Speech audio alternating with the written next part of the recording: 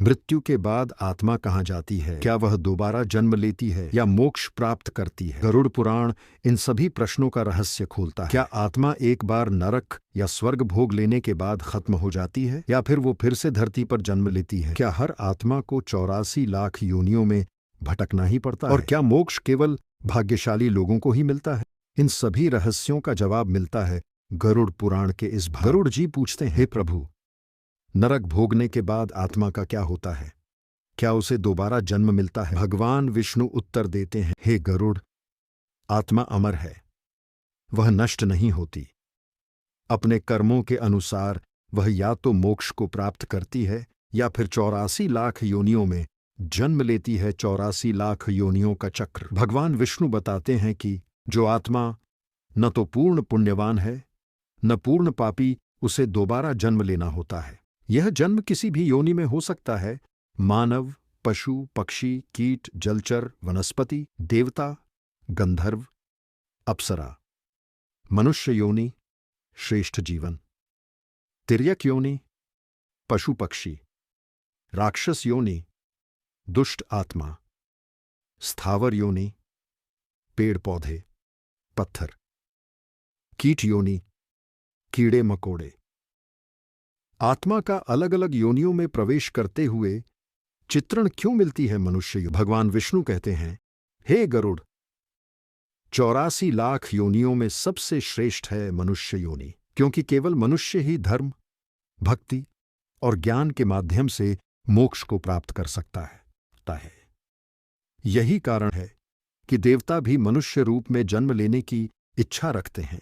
पुनर्जन्म कैसे तय होता है? चित्रगुप्त आत्मा के कर्मों को देखकर निर्णय लेते हैं। यदि अच्छे कर्म अधूरे हैं तो आत्मा को दोबारा मनुष्य रूप मिलता है। यदि पाप अधिक हैं तो आत्मा को नीच योनियां मिलती हैं। यदि पुण्य अत्यधिक हैं तो स्वर्ग में देवलोक का सुख मिलता है। गरुड़ जी पूछते हैं, प्रभु, यदि आत्मा बार बार जन्म लेती है तो उसे मोक्ष कब और कैसे मिलता है? भगवान विष्णु उत्तर देते हैं, जब आत्मा अपने सभी सांसारिक बंधनों से मुक्त हो जाती है, जब उसमें न मोह होता है न माया, जब वह केवल प्रभु की भक्ति, सेवा और सत्कर्म में लीन होती है, तब वह मोक्ष को प्राप्त करती है। आत्मा मृत्यु के बाद पुनर्जन्म नहीं लेती, वह ब्रह्म में लीन हो जाती है। उसे न कोई सुख का लोभ होता है न दुख का भय। वह जन्म मरण के चक्र से मुक्त हो जाती है। यही है मुक्ति, आत्मा की अंतिम उपलब्धि। मोक्ष प्राप्ति के उपाय। भगवान विष्णु द्वारा बताए गए 4 मार्ग। ज्ञान मार्ग, वेद, उपनिषद, पुराण का अध्ययन। कर्म मार्ग, निस्वार्थ सेवा और धर्म के अनुसार कर्म। भक्ति मार्ग, प्रभु के प्रति निष्काम प्रेम। योग मार्ग, ध्यान, तप और इंद्रियों पर संयम। मृत्यु के बाद आत्मा अमर रहती है। पाप पुण्य के अनुसार पुनर्जन्म होता है। आत्मा 84 लाख योनियों में भटकती है। मनुष्य जीवन मोक्ष का एकमात्र मात्र अवसर है। केवल भक्ति, सेवा और ज्ञान से मोक्ष संभव है।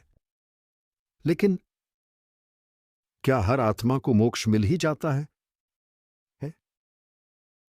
या कुछ आत्माएं बार बार उसी पाप चक्र में फंस जाती हैं? गरुड़ पुराण के अगले भाग में हम जानेंगे पुनर्जन्म के सबसे बड़े कारण और वो शक्तिशाली उपाय जो आत्मा को मुक्त कर सकते हैं।